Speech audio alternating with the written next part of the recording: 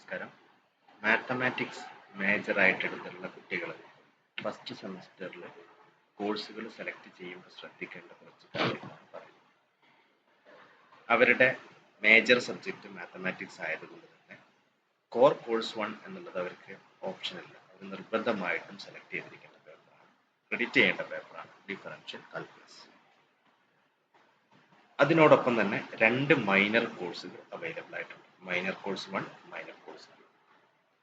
ഈ 2 minor കോഴ്സുകളുടെയും list ഇവിടുന്ന് കോളേജിൽ നിന്ന്, യൂണിറ്റി വുമൻസ് കോളേജിൽ നിന്ന് നിങ്ങൾക്ക് തരും.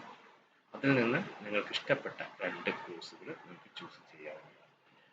അതിന് പുറമെ എബിലിറ്റി എൻഹാൻസ്മെന്റ് കോഴ്സ്, അത് ഇംഗ്ലീഷ് ഡിപ്പാർട്ട്മെന്റ് ഓഫർ ചെയ്യുന്ന കോഴ്സാണ്.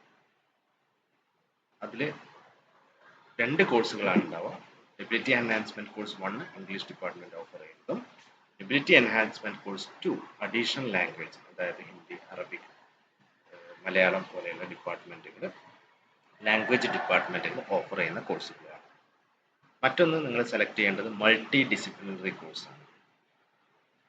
ഇത് നിങ്ങൾ മേജർ മാത്തമാറ്റിക്സ് പഠിക്കുന്ന സ്റ്റുഡൻസ് ആയതുകൊണ്ട് തന്നെ നിങ്ങൾക്ക് മറ്റ് ഡിപ്പാർട്ട്മെന്റുകളിൽ നിന്നാണ് മൾട്ടി ഡിസിപ്ലിനറി കോഴ്സുകൾ നിങ്ങൾക്ക് ചൂസ് ചെയ്യാവുന്നത്.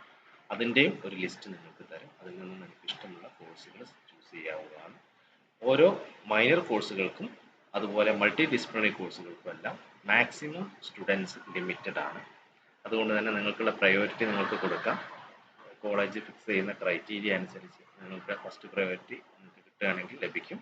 അതല്ലെങ്കിൽ അടുത്ത പ്രയോറിറ്റി അനുസരിച്ച് നിങ്ങൾക്ക് അതിൻ്റെ അലോട്ട്മെൻറ്റുകൾ ലഭിക്കുന്നതാണ്.